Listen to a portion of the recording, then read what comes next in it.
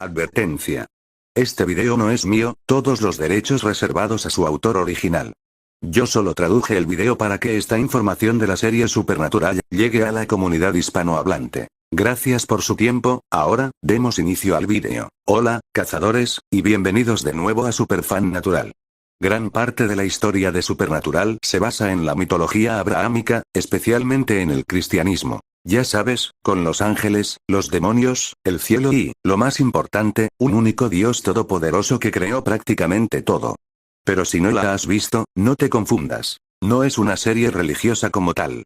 Tiene muchos elementos bíblicos, pero la mayoría se subvierten de una forma u otra. Los ángeles no son precisamente los buenos, Satanás es más un narcisista mezquino que el señor de todo el mal, y de hecho se afirma en varias ocasiones que gran parte de la Biblia es inventada en el universo de la serie. Uno de los cambios más grandes que hizo la historia es que, en un momento vago del pasado, Dios decidió que ya no le importaba gobernar el cielo y la tierra, así que se fue y se ocultó hasta principios de los años 2000, cuando tomó la forma de un escritor fracasado, se hizo llamar Chuck Shirley y empezó a escribir sobre las vidas de Sam y de Ann Winchester, además de manipularlas. Esta decisión tiene consecuencias enormes para toda la creación, sin embargo nunca obtuvimos una respuesta clara sobre por qué se marchó. Al final, el propio Chuck dio una razón, pero solo dijo, porque me decepcionaron. Todos me decepcionaron. Es algo, pero ¿qué hicieron exactamente que fue tan grave? Con la humanidad hay muchas posibilidades, pero él evitó dar detalles concretos. También hay que tener en cuenta que se lo dijo a Metatron, lo que sugiere que incluía a los ángeles en esa decepción, aunque Metatron era humano en ese momento, era algo muy reciente. ¿Qué pudieron hacer humanos y ángeles para enfurecer tanto al Señor que decidió irse sin más? Quizás nunca lo sepamos con certeza, pero he desarrollado una teoría coherente basada en las pistas y detalles que nos da la serie. La teoría más común sobre por qué se fue se centra en la expulsión del ser humano del jardín del Edén. Básicamente, Dios favoreció a los humanos por encima de todas sus otras creaciones, así que les dio un paraíso protegido del mal por su ángel de mayor confianza, Gadriel. Con el tiempo, el arcángel Lucifer, lleno de celos, logró engañar a Gadriel para que le dejara entrar, y empezó a alterar a la humanidad de muchas formas. Convirtió a algunos en los primeros demonios, e incitó a Caín a matar a su hermano Abel.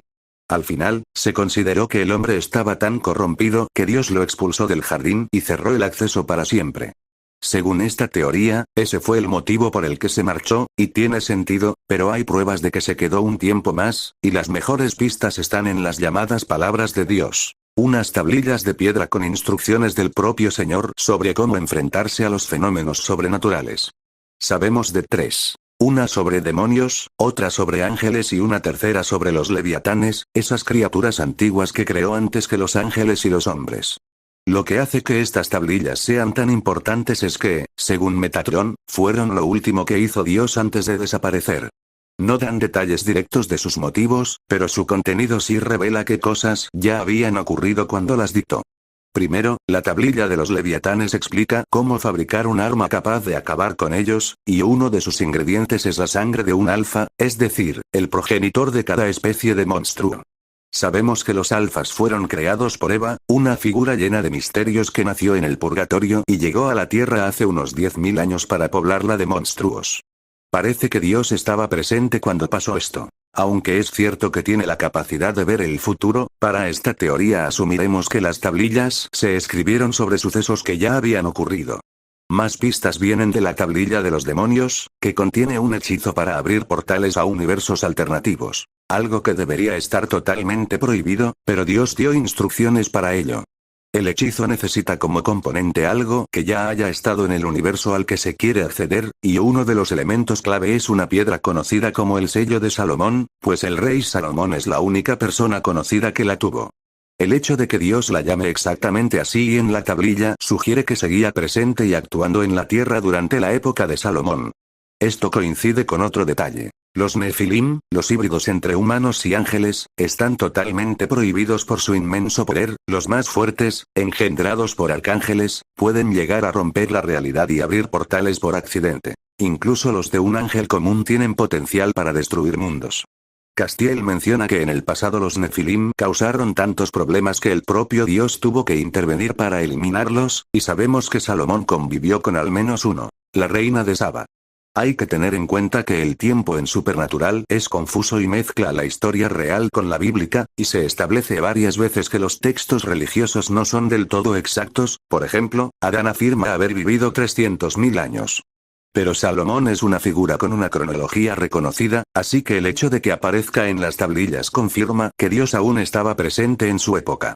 Si juntamos todos estos datos, vemos el mundo que Dios decidió abandonar. Un planeta lleno de monstruos, híbridos que requieren intervención divina y objetos capaces de abrir puertas a lugares aún peores. Cualquiera de estas cosas podría haberle hecho perder la paciencia, pero creo que todo se unió en una cadena de sucesos que le hizo perder la fe en su creación. Hasta ese momento, Dios ya había sido decepcionado por dos de sus obras más preciadas. La humanidad desperdició el paraíso y algunos se volvieron tan malvados que se convirtieron en espíritus malignos. Los ángeles tampoco estuvieron a la altura, pues su favorito fue quien llevó a la humanidad al mal, y su guardián de confianza no pudo detenerlo.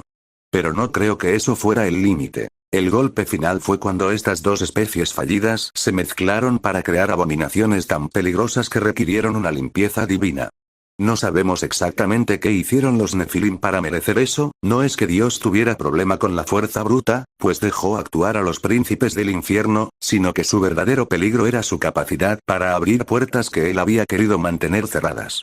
Sabemos que pueden abrir portales a otras dimensiones, como hizo Jack, y aunque los comunes no podrían atravesar el límite entre universos, sí podrían acceder al cielo, al infierno o al purgatorio.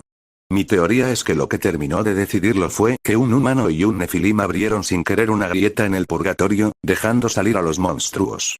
El purgatorio fue creado específicamente para contener a Eva y a los leviatanes, así que sus puertas estaban muy bien custodiadas. Castiel y Crowley tardaron un año entero en encontrar una sola. Pero Eva logró escapar hace 10.000 años y nadie sabe cómo, y creo que fue precisamente por una grieta abierta por Salomón y la reina de Saba. Puede parecer absurdo, pero mira los hechos. Salomón tenía el sello, una pieza clave para abrir portales. En su vida se topó con un nefilim, una especie capaz de cruzar dimensiones. Poco después Eva escapó de su prisión eterna y empezó a poblar la tierra de monstruos. Y finalmente Dios se fue decepcionado. ¿Qué pasó realmente? Quizás Salomón descubrió la existencia del purgatorio, un lugar al que ni siquiera los ángeles tenían acceso, y se obsesionó con verlo. En las leyendas reales Dios le concede sabiduría y conocimientos sobrenaturales. En la serie, quizás le dio el sello como símbolo de su favor, pero sin explicarle nada de ese reino prohibido. Incapaz de resistirse al secreto, pasó años preparando un hechizo para echar un vistazo, hasta que supo de la reina de Saba y buscó su ayuda. Con su poder y el sello lograron abrir una pequeña ventana, pero Eva vio la oportunidad, cruzó a la tierra y se dedicó a llenarla de monstruos. Ese fue el límite. Vio su creación llena de desobediencia y fracasos. Los humanos no cuidaron el paraíso, los ángeles no cumplieron su misión, las criaturas que encerró para protegerlos fueron liberadas por sus propias obras, e incluso Eva falló en su cometido de mantener a raya a los leviatanes. Se preguntó qué sentido tenía seguir allí. No le gustaba el rumbo que tomaba el libre albedrío, no quería controlarlo todo y tampoco quería destruir su obra. Así que decidió que gobernar el universo era demasiado, y que lo mejor era irse para dejar de ser responsable de lo que pasara. No podía quedarse en el cielo, porque los ángeles estaban creados para seguir sus órdenes y nunca lo dejarían en paz. Así que tuvo que desaparecer sin dejar rastro. Antes de irse, se aseguró de algunas cosas. Primero, eliminó a los Nefilim, quizás aprovechando el diluvio bíblico, porque no sabía hasta dónde podía llegar su poder. Luego, para no dejar a la humanidad a merced de las criaturas sobrenaturales, decidió escribir las instrucciones de emergencia. No lo hizo él mismo, para no dar un poder demasiado grande a las tablillas, sino que pidió a Metatron que las dictara, estableció el sistema de profetas y entregó las palabras al arcángel Miguel. Una vez terminado todo, se marchó. Siguió vigilando de lejos y se comunicó en secreto con personas como Josué, pero en esencia había renunciado a este universo. Y esa es la razón por la que creo que se fue. ¿Tú qué opinas? ¿Te convence esta teoría o tienes una mejor? Cuéntamelo en los comentarios. Pronto traeré más contenido, pero por ahora, que